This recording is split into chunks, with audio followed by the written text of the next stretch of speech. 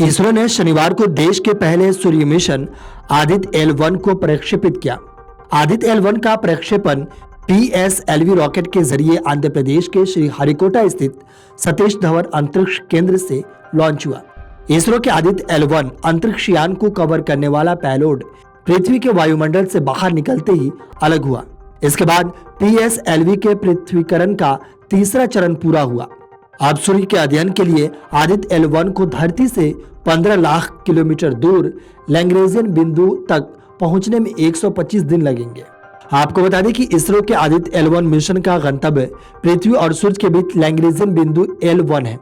L1 बिंदु पृथ्वी से लगभग 15 लाख किलोमीटर दूर है, जो पृथ्वी से सूर्य की दूरी का महज 1/100 भाग है। वहीं पृथ्वी से सूर्य की दूरी लगभग 15 करोड़ किलोमीटर है।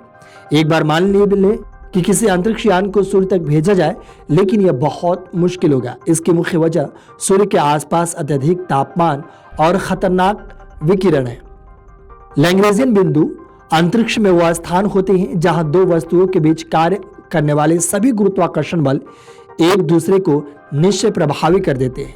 लैग्रेंजियन बिंदु में एक छोटी वस्तु दो बड़े पिंडों सूर्य और पृथ्वी के गुरुत्वाकर्षण प्रभाव के तहत संतुलन में रह सकती है।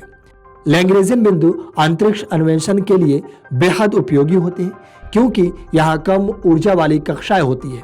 L1 बिंदु का उपयोग अंतरिक्ष यान अपनी स्थिति में बहने रहने के लिए जरूरी ईंधन की खपत को कम करने के लिए कर सकते हैं। इसके साथ ही इस बिंदु से अंतरिक्ष के कुछ क्षेत्रों को बिना किसी बाधा के देखा जा सकता है। यह एक अंतरिक्ष यान को लगातार सूर्य का निरीक्षण करने की अनुमति देता है। बता दें कि सूर्य के पास तक पहुंचना अभी भी एक वैज्ञानिक चुनौती है।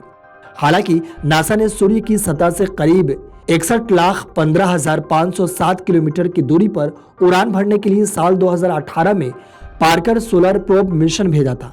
नासा दावा करता है कि मिशन ने सूर्य के वायुमंडल के सबसे बाहरी हिस्से में पहली बार उड़ान भरी।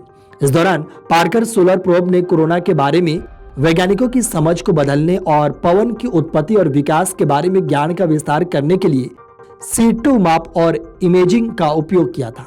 किसी भी अंतरिक्ष मिशन में अनिवार्य रूप से दो भाग होते हैं।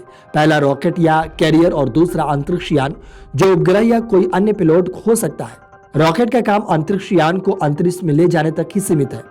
अधिकतर मिशन में रॉकेट अपना काम पूरा करने के बाद नष्ट हो जाते हैं। कभी कभी इनके टुकड़े धरती पर भी गिरते हैं। जुलाई मध्य में ऑस्ट्रेलिया के समुद्र तट पर भारतीय रॉकेट का मलबा मिला था। Video desk अमरुजाला.com। अमर उजाला अब आपके टीवी पर भी। अपने स्मार्ट टीवी पर YouTube पर सर्च करें अमर उजाला, चैनल सब्सक्राइब करें और देखें ताजा खबरें, वो भी HD क्वालिटी में।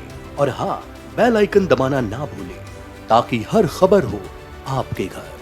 अमर उजाला, निष्पक्ष, निर्भीक, निरंतर।